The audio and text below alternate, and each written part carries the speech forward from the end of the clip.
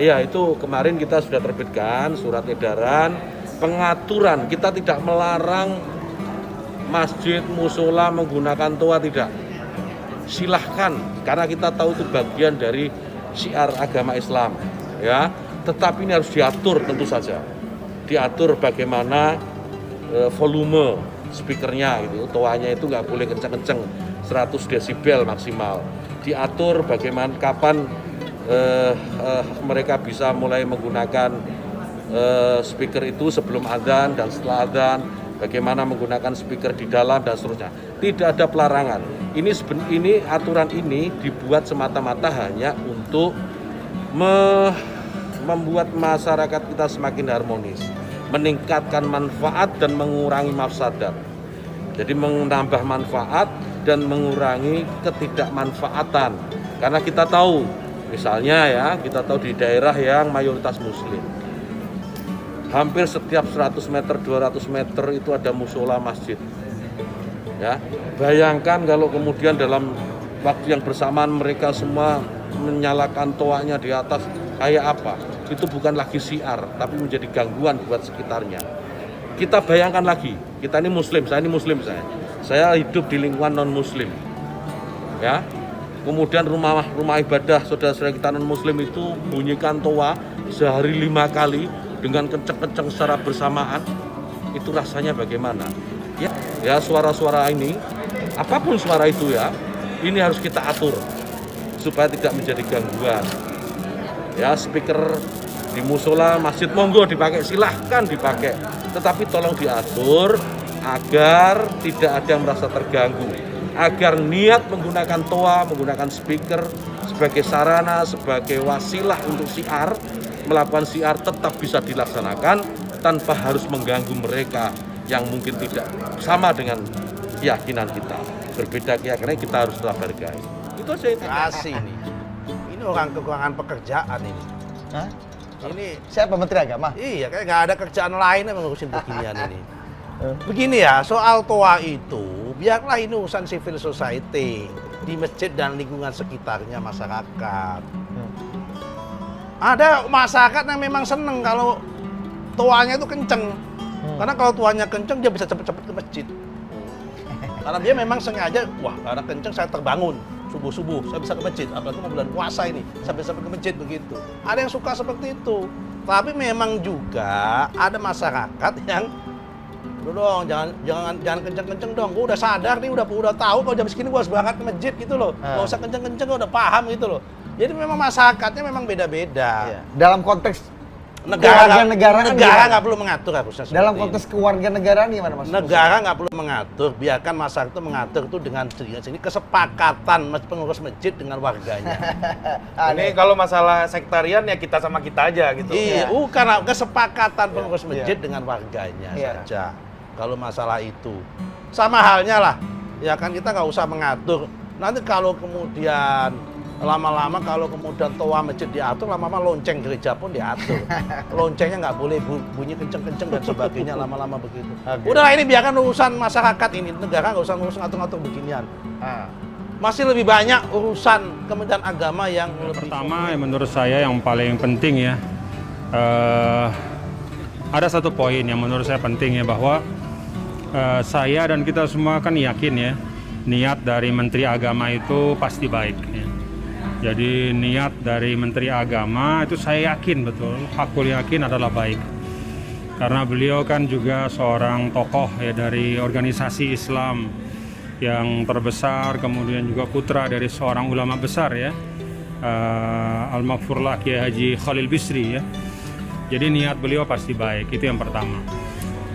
Yang kedua memang dalam dalam tataran surat edaran itu menurut saya ada beberapa hal yang mungkin perlu diperhatikan ya. Ya katakanlah sebagai bahan untuk mungkin mengkoreksi ya. Yang pertama bahwa salah satu kaedah paling mendasar di dalam membuat satu kebijakan publik itu kan ada yang disebut dengan kaidah imparsialitas. Imparsialitas itu artinya rata, seimbang, adil, tidak memihak. Nah, karena itu kalau ingin menciptakan pengaturan yang terkait ya. Ini kalau perlu memang diatur, dianggap perlu untuk diatur hal-hal yang terkait dengan pengeras suara rumah ibadah, maka seharusnya yang diatur itu bukan hanya masjid dan musola ya. Karena kan pengeras suara itu tidak hanya dipakai di masjid dan musola ya, tetapi ya di rumah-rumah ibadah yang lain itu juga ada pengeras suara, dan juga ada momen-momen di mana acara-acara ritual keagamaan itu juga mengeluarkan suara yang cukup besar. Nah, sehingga menurut saya kalau memang mau membuat suatu surat edaran untuk mengatur ya, penggunaan pengeras suara di rumah ibadah ya, itu jauh lebih baik ya, tidak hanya menyangkut masjid dan musola tapi rumah ibadah gitu. Sehingga tidak kemudian menciptakan kesan bahwa seakan-akan yang berpotensial mengganggu ya ketenangan atau ketentraman itu hanya suara yang keluar dari masjid dan musola. Ya kan kita tahu misalnya di beberapa daerah itu rumah-rumah ibadah non-Islam itu kan juga punya mengeluarkan suara juga kan ya, kidung-kidung atau lagu-lagu pujian ya, lagu-lagu keagamaan gitu. Jadi menurut saya kalau mau membuat pengaturan, maka yang diatur jangan hanya masjid dan musola gitu. Itu yang pertama. Yang kedua, di banyak tempat di Indonesia ini sesungguhnya masjid itu tidak hanya tempat berkumpul untuk sholat ya. Pengeras suara masjid itu juga tidak hanya fungsinya untuk digunakan azan dan qamat saja ya, atau mengaji saja, tetapi di banyak tempat di Indonesia, termasuk ini kita di Apitai ini ya, di NTB, di Lombok, di mana rata-rata masyarakat di desa itu kan seluruhnya muslim ya, maka masjid itu menjadi sentral kegiatan. Sehingga dari masjid itu seringkali diumumkan ya, pengeras suara di masjid itu digunakan untuk termasuk mengumumkan ada kematian, kemudian kalau ada kegiatan gotong royong, ada kegiatan kemasyarakatan ya, ada hajatan-hajatan masyarakat itu diumumkan di masjid juga gitu. Dengan kata lain, pengeras suara masjid atau masjid itu memiliki juga fungsi sosial budaya ya. Jadi karena itu menurut saya kalau di daerah-daerah seperti misalnya di Apitai sini ya, di NTB, di desa-desa rata-rata lah di Indonesia ya, di desa-desa di mana banyak di situ penghuninya atau penduduknya itu adalah semuanya muslim, maka menurut saya justru suara dari pengeras suara masjid itu bukan mengganggu, justru malah menjadi rujukan dari masyarakat ya. Karena di situ sekali lagi bisa juga digunakan untuk banyak pengumuman ya yang menjadi perhatian dari masyarakat.